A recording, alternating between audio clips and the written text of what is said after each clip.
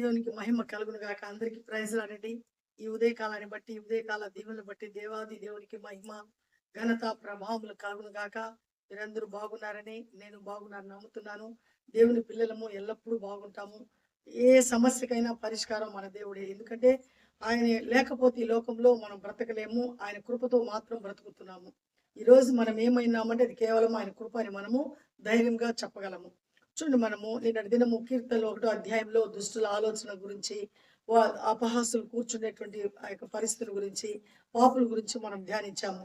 ఈరోజు మనము ఇదే కీర్తన గ్రంథంలో 34 అధ్యాయంలో కొన్ని మాటలుంటాయి. అవి చాలా ప్రశస్తమైనటువంటి మాటలు. నీతిమంతులకు కలుగు ఆపదలు అనేకములు, ఆయనను వాటి అన్నిటి నుంచి దేవుడు వారిని తప్పిస్తాడు అనేటువంటి మాట మనం చూస్తున్నాం. అంటే దేవునిలో మనం జీవించేటప్పుడు, అంటే దుష్టుల ఆలోచన చొప్పున నడవకుండా, పాపుల మార్గమున మనం నిలవకుండా, అపహాసులు కూర్చున్న చోట మనం కూర్చుంటకుండా ఉన్నప్పటికీ కూడా మనకి ఈ లోకంలో కొన్ని సమస్యలు, బాధలు అనేటివి మనల్ని వెంటాడుతుంటాయి.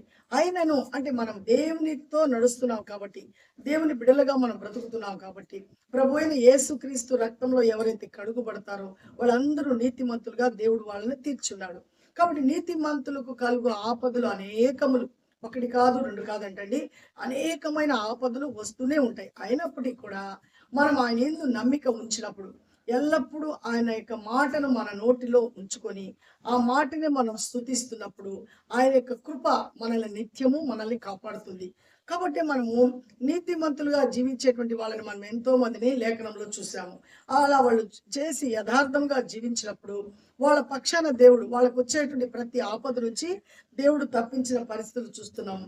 దావీదైతే దేవుని యందు నమ్మిక ఉంచి భయభక్తులు కలిగి ఆయన జీవిస్తుంటే, ఆయన మీద సొంత మామ అనేక సార్లు ఆయన చంపేదాని కొరకు రకరకాలైనటువంటి ఆలోచనలతో ఆయన్ని పరుగులు తీస్తాడు. అయినప్పటికీ కూడా దేవుని యందు లక్ష్యం ఉంచి తన హృదయం అంతా దేవునితో నింపబడుతుంది కాబట్టి ఆయనకు వచ్చేటువంటి ప్రతి ఆపద నుంచి దేవుడు ఆయన తప్పిస్తాడు. కాబట్టి ఆయన మాట్లాడినటువంటి మాట ఇదేంటంటే, దేవుడంట ప్రతి ఆపద నుంచి నీతిమంతులు కలిగేటువంటి ఆపదలు అనేకములు అయినను వాటి అన్నిటి నుంచి దేవుడు తప్పిస్తాడు. నీతిగా మనం బ్రతికేదానికే మనము ఏం కలిగి ఉండాలంటే, ఒక గొప్ప ఆ నమ్మకాన్ని కలిగి ఏ మాత్రము లోకంతో రాజీ పడకుండా, లోకంలో రకరకాలైన ఆలోచనలు ఇచ్చేవాళ్ళు ఉంటారు, హేళన చేసేవాళ్ళు ఉంటారు, మనల్ని టీచింగ్ చేసేవాళ్ళు ఉంటారు. అవన్నీ మనం లెక్క చేయకూడదు. ఎందుకంటే వీటన్నిటికంటే కృప కలిగిన దేవుడు నిరంతరం మనల్ని బ్రతికిస్తున్నాడు, మనల్ని బలపరుస్తున్నాడు. సమాధానకరమైన జీవితం ఇచ్చినటువంటి దేవుని యందు మనము లక్ష్యం ఉంచాలా. అప్పుడే మనము ఎవరైనా ఏదన్నా అన్న వెంటనే మనం అక్కడే దిగులుతో, చింతతో ఉండకూడదు.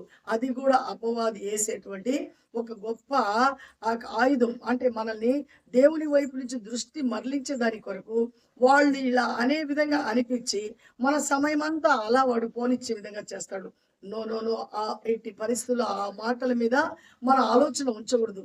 అంటే అన్నారు, చెప్తే చెప్పారు అనేటువంటి మనం ఆ వైఖరిని మనం కలిగినప్పుడు, మనం ఎల్లప్పుడూ మన సమయం అంతా మన దేవునికి ఇచ్చినప్పుడు, మన హృదయం అంతా దేవుని యొక్క మాటతో, దేవుని యొక్క నీతితో నింపబడినప్పుడు, ఎన్ని ఆపదలు వచ్చినా, యోబు చూసాము, ఎన్నో ఆపదలు వచ్చాయి. అయినప్పటికీ కూడా తన నీతిని విడిచిపెట్టలేదు. భార్య అంటుంది, ఇంకా దేవుడు దేవుడు అంటున్నావే, ఇంకా ఆయన ఒక్కసారి దూషించి చనిపోరాదా అని భార్య అన్నప్పటికీ కూడా ఆయన అంటాడు, చూడు, మూర్ఖురాలు మాట్లాడినట్టు నువ్వు మాట్లాడుతున్నావు, అలా మాట్లాడబాక. మనకి ఎన్నో మేళ్లు చేశాడు దేవుడు, అవన్నీ మనం అనుభవించలేదా? ఈ కొంచెం కష్టానికి నువ్వు ఇలా అంటావా అనేటువంటి మాట నాయన అంటాడు. చూడు, నేను ఈ శరీరముతోనే తప్పకుండా నా దేవుని నేను చూస్తాను, నా సజీవుడైన దేవుని నేను చూస్తాను, నా కన్నులారా నేనే చూస్తాను అనేటువంటి ఆ గొప్ప నమ్మకాన్ని కూడా పెట్టుకుంటాడు. పరిస్థితులంతా విషమించిపోయాయి, పిల్లలు లేరు, తనకుండేటువంటి ఆస్తి అంతా వెళ్ళిపోయింది, భార్య తిడుతుంది, బంధువులు వెళ్ళిపోయారు, స్నేహితులు దూరం అయిపోయారు, ఎవ్వరు లేరు, ఒంటరిగా ఉన్నాడు.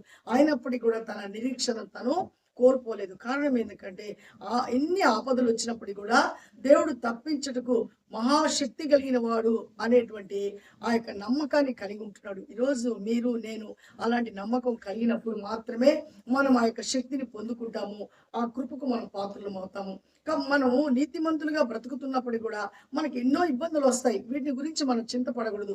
ఎందుకంటే మన ప్రతి సమస్యకు పరిష్కారము మన దేవుడే. నీకు సమస్య వచ్చిందా, బాధ వచ్చిందా, కష్టం వచ్చిందా, నీ మీద ఎవరైనా రకరకాలైన మాటలు అంటున్నారా, ఎక్కడ కూడా నువ్వు కృంగిపోవద్దు. నువ్వు పడిపోబాక, దేవుని పాదాలు పట్టుకో. అయ్యా చూడండి, నాకు అనవసరమైన నిందలు నా మీదకి వస్తున్నాయి, అనవసరంగా నా గురించి ఇలా మాట్లాడుకుంటున్నారు, ఇదిగో ఈ సమస్య వలయం నా మీదకి వస్తుంది, ఇదిగో హేతు లేని గాయాలు నా దగ్గరికి వచ్చేస్తున్నాయి అని నువ్వు మోకరించి ప్రార్థించినప్పుడు ఆ యొక్క దేవుని యొక్క శక్తిని నువ్వు పొందుకుంటావు. నువ్వు ముందు యథార్థంగా ఉండాలా.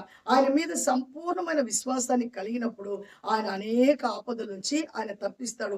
అప్పుడు నువ్వు చెప్పగలగాల, చూడండి ప్రతిరోజు నేను దేవుణ్ణి ఆరాధిస్తున్నాను, నాకు ఇలాంటి ఆపద వచ్చింది, ఆపద వచ్చినప్పుడు నేను ఆయన దగ్గరికి వెళ్ళి పరిష్కారం కొరకు ప్రార్థించాను, ఆయన వెంటనే నాకు ఆ యొక్క జవాబునిచ్చి నన్ను ఆ యొక్క ఆపద నుంచి తప్పించాడు అలా చెప్పగలిగినటువంటి ధైర్యం కలిగినటువంటి ఆ స్థితిలోనికి నువ్వు నేను ఎదగాలనేది దేవుని యొక్క మహా కోరిక. కాబట్టి ఇవన్నీ మన యొక్క ముందర దృష్టాంతరంగా ఈ యొక్క మనుషుల యొక్క జీవితాల్లో జరిగినటువంటి విషయాలు, ప్రవక్తల జీవితంలో జరిగిన విషయాలు, రాజుల జీవితంలో జరిగిన విషయాలు, ఆయన సృష్టి ఆరంభించినప్పటి నుంచి జరుగుతూ వస్తున్నటువంటి ఆ సన్నివేశాల్లో ఆయన కలగ చేసుకున్న విషయాలు, ఆయన మీద ఎవరైతే ఆధారపడ్డారో వాళ్ళకి ఆయన చేసిన మేళ్ళన్నీ మనము తలపోసుకుంటున్నాం. ఇలా మనం తలపోసుకునటం వల్ల మనకు ఆశీర్వాదం వస్తుంది, అనేకులకు ఆశీర్వాదం వస్తుంది. అంటే మన హృదయ వాంఛను తీర్చగలిగిన వాడు దేవుడు మాత్రమే, మనల్ని తృప్తిపరచగలిగిన వాడు దేవుడు మాత్రమే. లోకము కాదు, ఈ లోకము ఏ పరిస్థితి కానే కాదు. కాబట్టి దేవుని మీద నువ్వు ఆధారపడినప్పుడు నీ గిన్నె నిండి పొంగి పొరునట్లు ఆయన యొక్క మహాకృప నీకు నాకు కంప్లీట్ గా వస్తుంది. కాబట్టి ఆ యొక్క కృపకు మనం పాత్రలం అవ్వాలంటే మనం ఆయన మీద ఆధారపడతాము, ఆయన ఎందు ఆనందిస్తాము. ఏ ఆపదను చూసి భయపడకుండా మన నోట ఎల్లప్పుడూ ఆయన స్తుతి మాటను ఉంచుకొని ఆయన నామాన్ని మహిమపడతాము, ఆయన నామాన్ని గొప్ప చేస్తాము. అలాంటి కృప దేవుడు మనకి ఇవ్వాలని ఈ యొక్క ఉదయకాలం మన వినికిల్లో మనకి ఇచ్చిన మాటలను దేవుడు సమృద్ధిగా దీవించును గాక. ఆమేన్. ప్రార్థిద్దాము. మహాగణుడా, జీవం కలిగిన దేవ, జీవాధిపతి, నీ స్తోత్రం నాయన. నీ మహాకృపలో అద్భుతమైన ప్రేమలో ఈ యొక్క నా తండ్రి ఉదయకాలాన్ని బట్టి నీకు వందనాలు, స్తోత్రాలయ. ఇదిగో తండ్రి, నీ బిడ్డలతో కలుసుకుని ఇదిగో నీ మాటలు మేము ధ్యానించుకున్నట్టుకు మాకు ఇచ్చిన ఈ సమయాన్ని బట్టి నీకు వందనాలయ. అవునయ్యా, నీతి మంతులకు కలుగు ఆపదలు అనేకములు అని మీరు చెప్పారు. ఆయనను వాటి అన్నిటి నుంచి మీరు తప్పిస్తారు. మీ యందు ఎల్లప్పుడూ మేము నమ్మిక ఉంచి ఏ మాత్రం ఆ నమ్మకాన్ని ప్రభా ఆ సడిలిపోకుండా నీ యందు విశ్వాసం ఉంచి మీరు చెప్పిన ప్రతి మాటను మీరు జ్ఞాపకం చేసుకుంటూ ఇదిగో మాకు వచ్చిన ప్రతి పరిస్థితిలో నాయన మీ యొక్క నాయన ప్రభా ఆయన సన్నిధానానికి మేము తీసుకుని వచ్చి మీ కృపాసనం వద్ద నాయన మోకరించి ప్రార్థించి కృపకు పాత్ర మగుటకు సహాయం చేయండి. అట్టి మనసు వింటున్నటువంటి వీడియో చూస్తున్న నీ బిడ్డలకు నాకు అనుగ్రహించండి. ప్రతి ఒక్కరి కుటుంబాన్ని దర్శించండి. ఏ కుటుంబంలో ఏ చింత, ఏ బాధ, ఏ కష్టం ఉందో వాటి అన్నిటి నుంచి విడిపించి నీ సమాధానకరమైనటువంటి కృపను ప్రతి కుటుంబానికి కుమ్మరించి బలపరిచి ఇదిగో నా దేవుడు నా పక్షాన ఉండి కార్యములు జరిగించాడని ఆయా సాక్ష్యం ఇచ్చిన రీతిగా నాయన మీ కృపను కుమ్మరించి మీరే మహింపరచబడమని మరలా మీ చిత్తమైతే నాయన మేమందరం కలుసుకునే పర్యంతరం మీ కాపుదల, భద్రతా, క్షేమము మీ బిడ్డలకు నాకు అనుగ్రహించమని యేసయ్య పరిశుద్ధ నామములో అడిగి బ్రతిమాలు వేడుకుంటున్నాను నా పరమ తండ్రి. ఆమేన్, ఆమేన్. అందరికీ ప్రైజ్ రాడండి. దేవుడు మనకు తోడే ఉండును గాక. కాబట్టి ఏ చింతను చూసి భయపడబాకండి. చింత మన దగ్గరకు వచ్చినప్పుడు చింతకుని మీరు భయపించే స్థితిలో ఎదగండి. అది ఎలా అంటే దేవుని యొక్క కృపాసనం దగ్గరకు మీరు వచ్చి ఆయన మీద ఆధారపడినప్పుడు ఆ కృప మీకు తప్పకుండా లభించదు. అట్టి కృపలో మనం నిరంతరం బ్రతుకుతాము. షేర్ చేయండి, లైక్ చేయండి, సబ్స్క్రైబ్ చేయకపోతే చేయండి. ఇంకా అనేకులకు మన ఛానల్ తెలియచేసి దేవుని రాజ్యం కొరకు, ఆ రాజ్య వ్యాప్తి కొరకు మనం అందరము పురిగొల్పబడదాము, అనేకులు బలపడదాము. మరలా కలుసుకునే పర్యంతరం ఆయన కాపుదల, భద్రత మనందరికీ తోడుగా ఉండును గాక. షాలోమ్.